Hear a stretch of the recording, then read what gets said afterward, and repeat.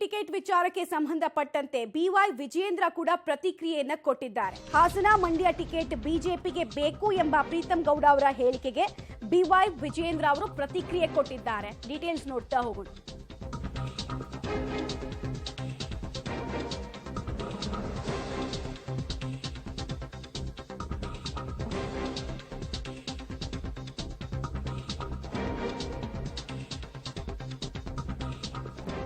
ಯಾರು ಏನೇ ಹೇಳಿದ್ರು ವರಿಷ್ಠರ ತೀರ್ಮಾನವೇ ಅಂತಿಮ.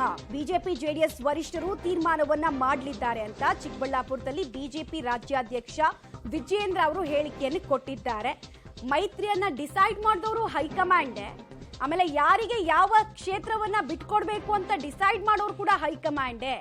ಆ ಮೂಲಕ ನಾವ್ಯಾರು ಇದನ್ನ ಬೀದಿಯಲ್ಲಿ ಹಾದಿಯಲ್ಲಿ ನಿಂತು ಮಾತಾಡೋದು ಶೋಭೆ ತರೋದಿಲ್ಲ ಅನ್ನೋ ಸೂಕ್ಷ್ಮ ಸಂದೇಶವನ್ನ ಬಿಜೆಪಿ ರಾಜ್ಯಾಧ್ಯಕ್ಷ ಬಿವೈ ವಿಜಯೇಂದ್ರ ಅವರೇ ಕೊಟ್ಟ ಹಾಗೆ ಕಾಣಿಸ್ತಾ ಇದೆ.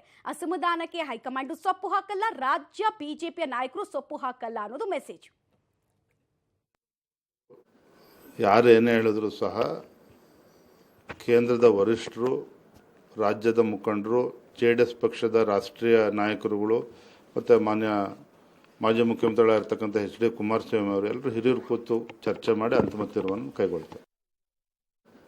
ಯಾರು ಏನೇ ಹೇಳಿದ್ರು ಸಹ ಕೇಂದ್ರದ ವರಿಷ್ಠರು, ರಾಜ್ಯದ ಮುಖಂಡರು, ಜೆಡಿಎಸ್ ಪಕ್ಷದ ರಾಷ್ಟ್ರೀಯ ನಾಯಕರುಗಳು ಮತ್ತು ಮಾಜಿ ಮುಖ್ಯಮಂತ್ರಿಗಳಾಗಿರ್ತಕ್ಕಂಥ ಎಚ್.ಡಿ. ಕುಮಾರಸ್ವಾಮಿ ಅವರು ಎಲ್ಲರೂ ಹಿರಿಯರು ಕೂತು ಚರ್ಚೆ.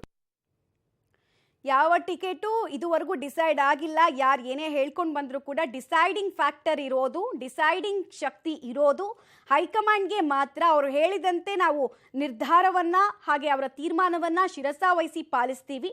ಬಿಜೆಪಿ ಹಾಗೂ ಜೆಡಿಎಸ್ನ ವರಿಷ್ಠರು ಇಬ್ರು ಕೂತ್ಕೊಂಡು ಯಾರಿಗೆ ಯಾವ ಟಿಕೆಟ್ ಹಂಚಿಕೆ ಮಾಡಿದ್ರೆ ಗೆಲ್ಲಲಾಗತ್ತೆ, ಗೆಲುವಿನ ಮಾನದಂಡವನ್ನ ಇಬ್ಬರೂ ನೋಡಿ ಅಳೆದು ತೂಗಿ ಟಿಕೆಟ್ ಅನ್ನು ಕೊಡ್ತಾರೆ. ಸ್ಥಳೀಯ ನಾಯಕರ ಮಾತಿಗೆ ಆ ಮೂಲಕ